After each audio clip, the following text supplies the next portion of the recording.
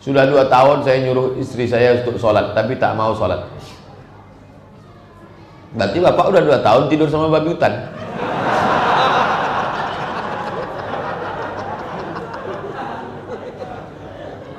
Saya bangunkan untuk tahajud tapi malah membentak-bentak. Apa yang harus saya lakukan, Pak Ustaz?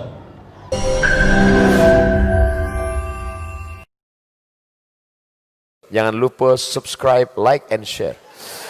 Man mata abuhu walam yablughul hulm.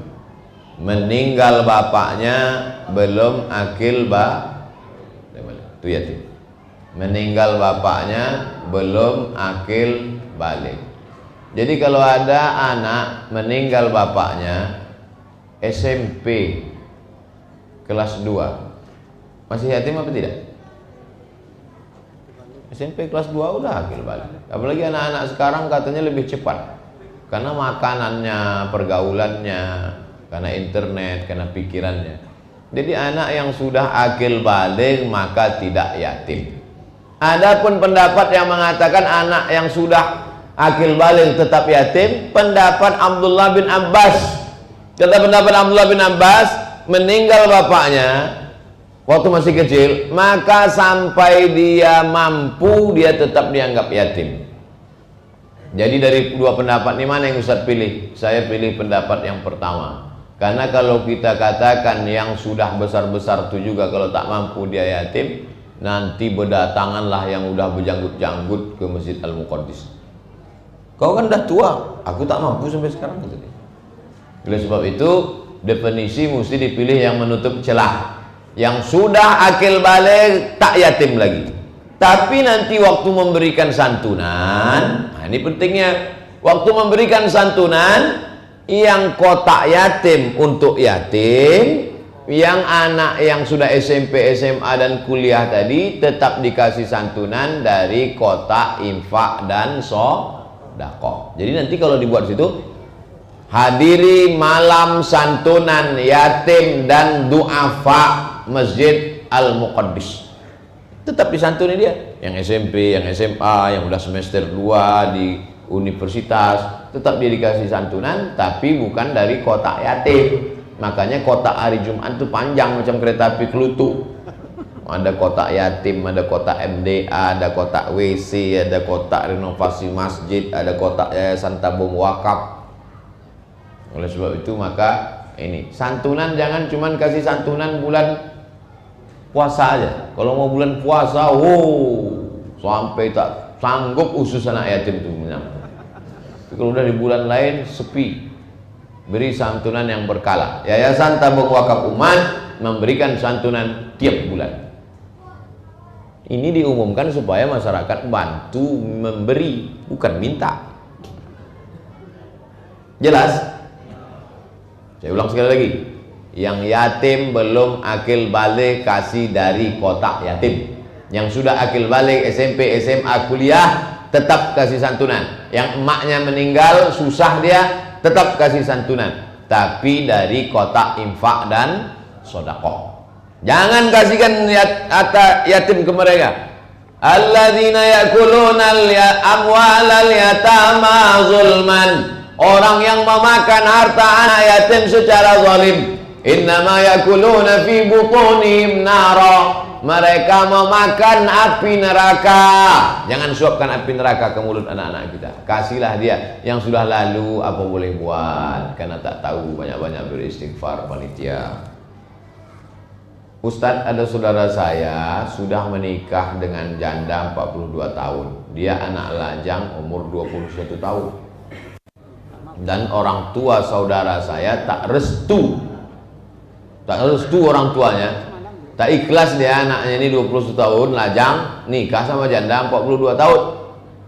Bagaimana sikap orang udah nikah, mana boleh disuruh? Udah nikah udah disuruh pula bercerai, dia sayang. Yang nikah kan dia, bukan kau. Biar aja lah nikah dia.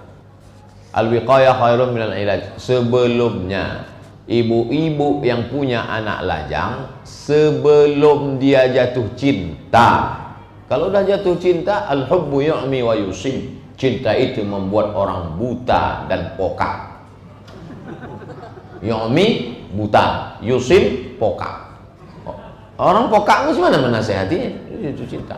Sebelum dia jatuh cinta, itulah. Kalau udah jatuh cinta tak ada lagi.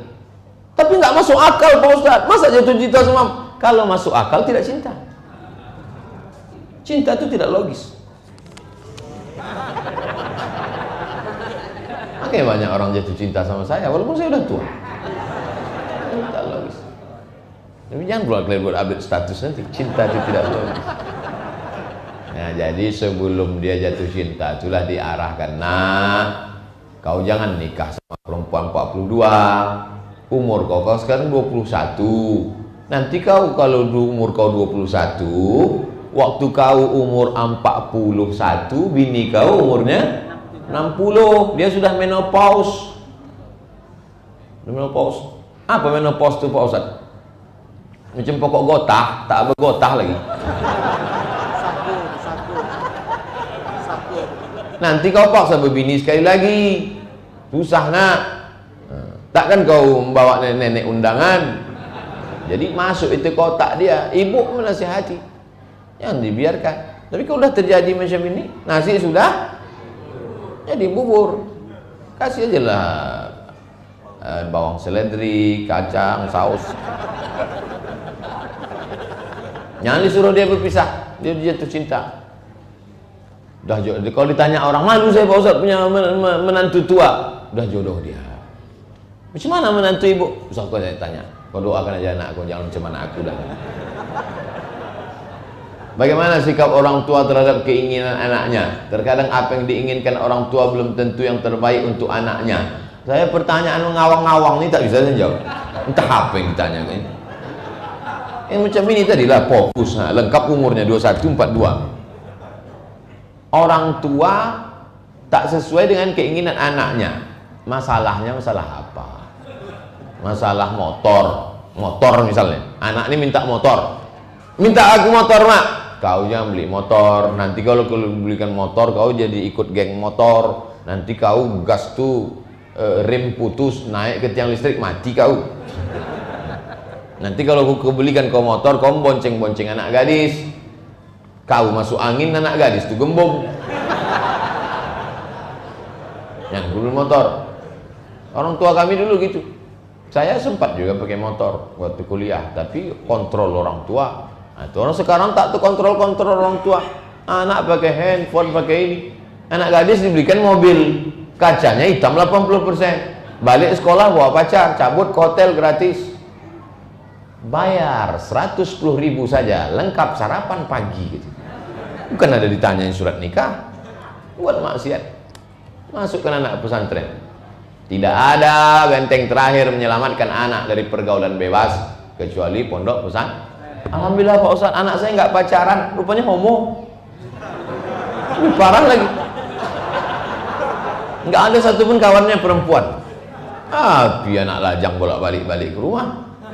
Serba salah sekarang. Dunia udah mau kiamat. Apa hukumnya mengamen? Mengamen tuh kalau ada kerja lain, carilah kerja lain. Kalau ada kerja lain, kerja di pasar dupa ini kan banyak, berdagang, berniaga. Tapi kalau sudah tak ada lagi, pilihannya cuma dua, antara ngamen dengan mati. Pilih mana? Pilih mana? Pilih yang paling ringan mudaratnya. Pilihlah mengamen. Tapi ngamen lagunya lagu-lagu yang lagu sholawat. Saya alhamdulillah kalau makan saya di pinggir-pinggir jalan itu, asal saya makan pinggir jalan, berubah lagu orang itu dari lagu-lagu religi. Alhamdulillah wa syukrulillah, bersyukur padamu ya Allah. Begitu ditengok saya di situ berubah lagu. Padahal sebelumnya pulang-pulang berbadan dua.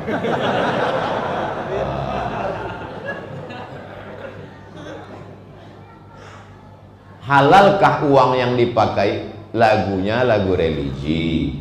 Dan dia pula tak ada minta-minta. Ada juga ngamennya minta, dipaksa. Asal lama duit itu keluar, kuat suara. Mati gitu. Apa tak pucat orang situ kan? preman-preman. Nah, kadang orang ngasih duit ini karena kasihan, ada juga orang ngasih duit ini karena telinganya apa, belum lagi keluar lagu api kosan. Di situ juga baru kita paham ternyata tidak semua orang yang doanya dikabulkan itu karena Allah sayang. Saya nih Pak Ustadz berdoa udah setahun ingin punya anak, tak dapat anak. Kawan saya itu baru sebentar udah filosofi ngamen. Ada orang yang kita dengarkan lama lagunya 2 lagu baru kita kasih duit kan, karena kita senang. Tapi ada karena kita suka baru keluar 2 kata pergi kosong. Jadi kalau antum berdoa lama tak dikabulkan Allah, sebenarnya Allah sedang menikmati lantunan doa-doa, dan itu hanya bisa ditangkap oleh orang-orang yang cerdas. Mati lampu. Begitulah Baitul Muqaddis menjaga duit umat.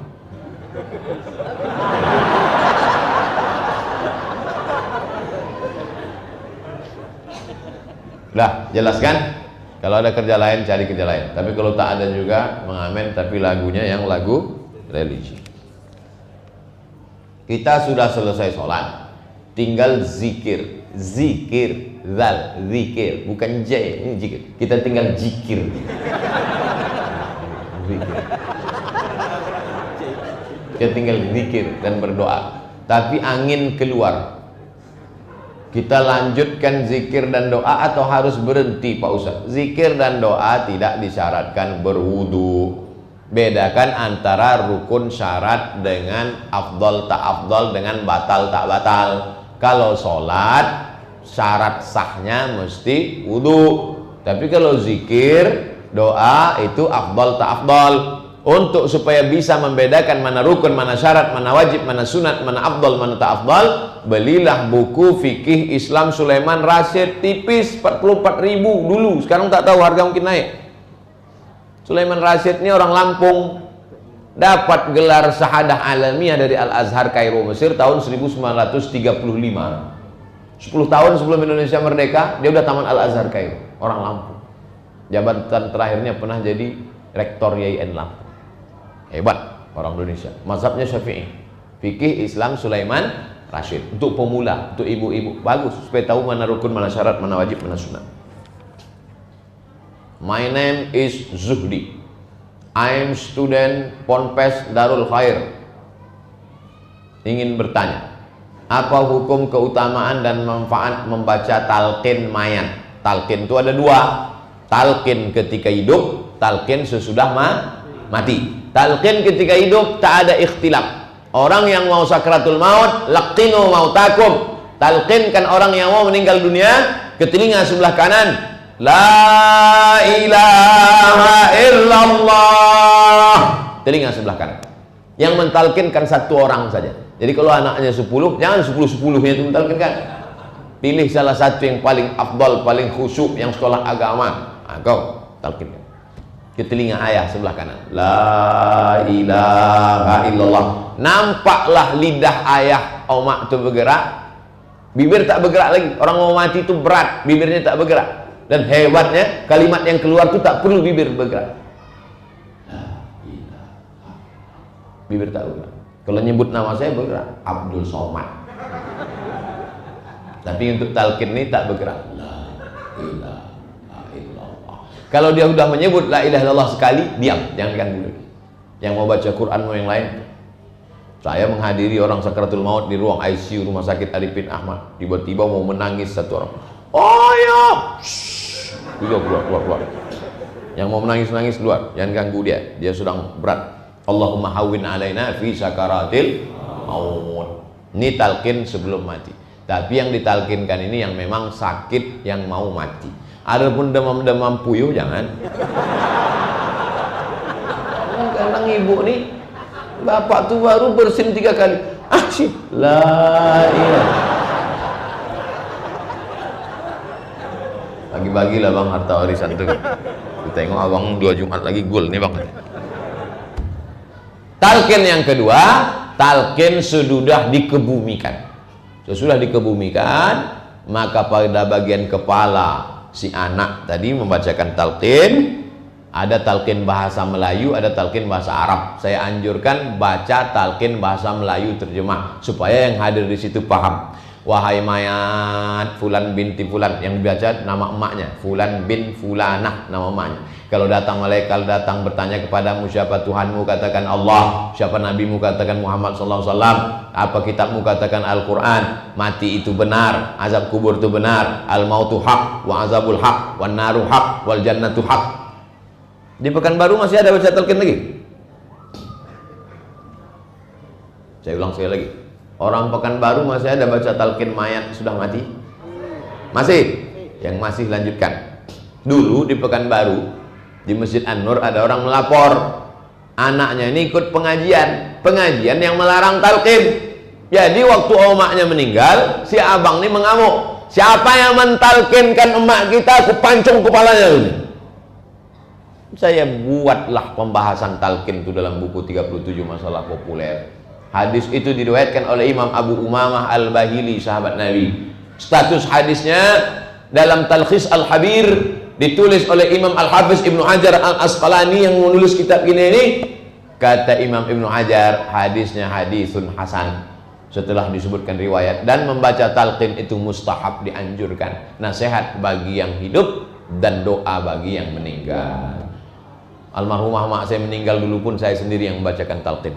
Sudah dikubur, idza sawaitumut turab, kalau sudah kamu kubur, kamu ratakan kuburannya, kamu timbun dengan tanah, jangan kamu pergi macam mengubur kucing. Tetap kamu doakan. Kalau tak mau baca talqin, tetap doa. Tapi yang afdal baca talqin dan baca doa. Jelas? Insya Allah jelas. Tak ada ceramah saya tak jelas. Yang tak jelas itu tak bupanya paket aja. Berapa boleh kita mengambil keuntungan dari perniagaan dagang? Berapa persen? Kata Syekh Atiyah Soqar dalam Fatwa Al-Azhar, tidak ada batasan. Saya pergi ke Jogja. Sampai di Jogja, saya belilah keris di tempat kerajinan perak. Beli keris. Mas, pripun kabare api? Iki piro ya mas? 3.000 gitu. Keris-keris kecil rupanya 3.000 perak. Siji loro telu 3.000. Sampai ke Pekanbaru, saya jual keris itu 300.000. Boleh apa tak boleh? Kalian jawab. Tak salah. Yang salah itu apa? Ketika saya ada unsur tipu. Saya bilang sama orang Pekanbaru, ini keris nih aku beli di Jogja, titisan Nyi Roro Kidul. Kalau digantungkan di pintu, berdatanganlah tuyul-tuyul membawakan setoran duit karena takut sama Nyi Roro Kidul. Baru bohong. Tapi katanya Pak Ustaz tidak boleh menaikkan harga lebih dari 100% dari modal. Itu siasat syariah.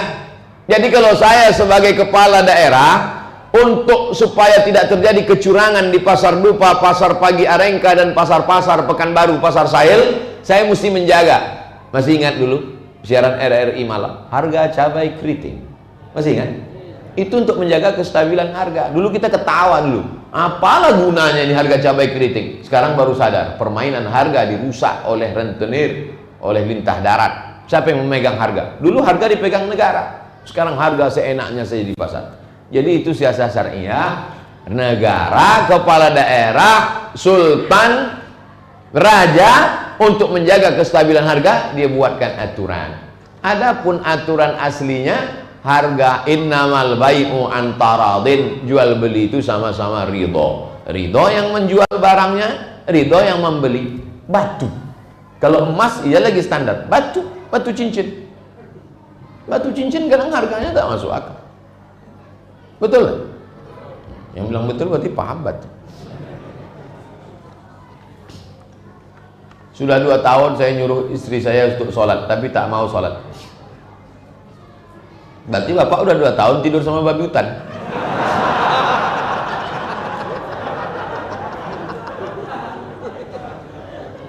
Saya bangunkan untuk tahajud tapi malah membentak-bentak. Apa yang harus saya lakukan Pak Ustaz? Apa yang harus saya lakukan Pak? Faizuhun, kasihlah dia nasihat, bawa dia ruqyah ke Al-Falah. Entah dimasuki nyiblorong ya dia, entah dimasuki jembalang tanah. Fa'izuhun, kasih dia nasihat, kasih nasihat. Mintakan doa dari Buya-Buya, pergi ke Buya Alaidin, mursyid tarekat Naqsabandiyah, biar dibaca-bacakannya air. Kalau bapak mau buka cabang boleh juga, tapi mesti izin dia. Tak ada lain nasihat. Ar-rijalu qawwamuna 'alal nisa. Laki-laki itu meluruskan perempuan, diluruskan ini ibu. Tapi ini dari awal, tapi ini kan sudah terjadi. Kalau awal kalian yang masih lajang-lajang nih, carilah perempuan yang sholat, kaya. Dari mana tahu? Cincinnya 4 biji. Kemana-mana? Anting-anting dari hidung sampai ke telinga. Mengual gitu. Macam mana anak muda yang pakai dompet meranting dari dompet depan sampai ke kunci-kunci mobil, kunci motor. Jadi kaya, cantik, anak pejabat, anak pegawai Pemprov, mau tak? Tapi tak sembahyang. Sepenanggungan kalian sama bapak ini.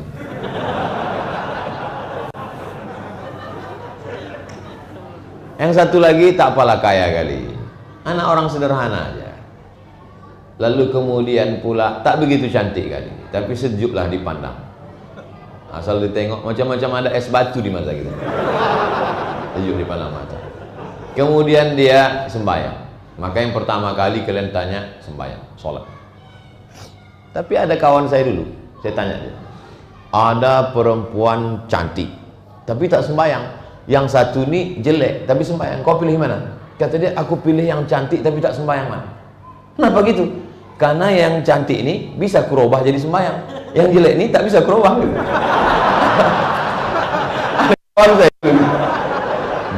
Nah, jadi logikanya macam-macam. Betul juga. Penyan tersinggung. Manusia ini kepalanya sama hitam, misinya macam-macam. Saya seorang pelaku usaha bidang properti. Properti ini perumahan-perumahan, bukan jual perabot. Saya bekerja sama dengan salah satu bank syariah milik pemerintah, yang mana menurut penjelasan dari pihak bank, segala sistem yang mereka jalankan sudah sesuai fatwa Dewan Syariah Nasional. Akan tetapi pada draft akad saya masih menemukan ada pasal denda dalam akadnya. Mohon penjelasan Pak Ustadz. Denda dalam bank konvensional dipakai untuk gaji karyawan. Denda dalam bank syariah akan dikirimkan ke masolih ammah. Sama-sama denda, tapi penyalurannya beda. Ini akan diputar menjadi gaji karyawan. Sedangkan yang di syariah itu akan disalurkan untuk masolih ammah. Masolih ammah itu artinya kepentingan umum. Panti jompo, anak yatim, fakir miskin, sekolah tahfiz, ke situ nanti mereka salurkan. Kenapa benda tetap ada denda? Karena manusia ini kalau tidak ada punishment, tak ada hukuman, tidak ada efek jerah. Jelas? Itu sudah saya tanyakan ke orang yang kerja di bank syariah. Kenapa bank syariah tetap ada denda? Di situ letaknya, untuk memberikan takzir namanya, memberikan efek jerah. Tapi bedanya kalau ini diputar balik untuk gaji karyawan dan sebagainya. Sedangkan ini untuk masalih masalih ammah. Jadi masih tetap dibenarkan Pak. Tak usah Bapak ragu, tetap Bapak di bank syariah. Kertas terakhir. Ada lagi. Saya sudah berpisah dengan suami saya 2 tahun lebih. Dia pergi tanpa kabar. Terus dia pergi tanpa kabar. Sesudah itu dia balik lagi. Sesudah 2 tahun tak ada kabar tadi, balik dan datang lagi. Apakah dia masih sah suami saya? Masih? Ada yang mengatakan tidak. Ikhtilaf nampaknya ulama mazhab ini. Selama si suami tidak menjatuhkan talak, maka itu masih istrinya. Setuju? Ada yang lain? Ada satu lagi. Selama istri tak menggugat ke pengadilan. Itu yang Bapak maksud nafkah tadi. Karena si suami sudah diikat dengan syirat ta'liq. Kalau suami saya tidak memberikan nafkah zahir dan batin selama 6 bulan lamanya, lalu istri melapor ke pengadilan agama, tapi selama 2 tak terwujud, istri tak ada melapor ke pengadilan, suami tak ada menjatuhkan talak, maka statusnya tetap istri. Jelas? 2 yang menyebabkan putus. Suami menjatuhkan atau istrinya menggugat ke pengadilan, dijatuhkan hakim, putus, balik lagi Allah. Kalau ada begitu, balik lagi si laki-laki tadi sudah 2 tahun. Kau tunjukkan suami kau yang baru, yang lebih ganteng, yang lebih hebat. Abang, ini dia bang. Kenapa kau pergi tinggalkan dia kemarin? Nama Az-Zahratus Salam. Zahrah artinya bunga. Salma, keselamatan. Kelas 1 Zaid bin Sabit. Assalamualaikum Ustaz, Zahra pengen bersalaman dengan Ustaz. Doakan Zahra supaya jadi anak yang pintar seperti Ustaz. So sweet. Jadi anak solehah. Kalau Zahra udah besar, bolehkah Zahra sekolah dengan Ustaz? Ada pula gambar Ustaz sama Zahra. Mana anaknya, Pak?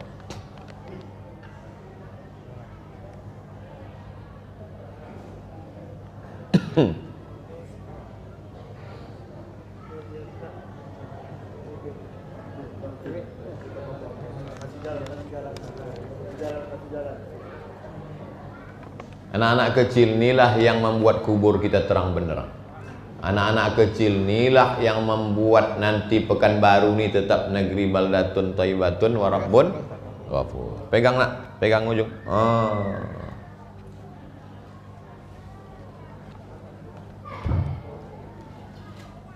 Kelas berapa udah? 1. Kelas 1. Baca Fatihah. A'udzubillahi minasyaitonir Tunggu. rajim.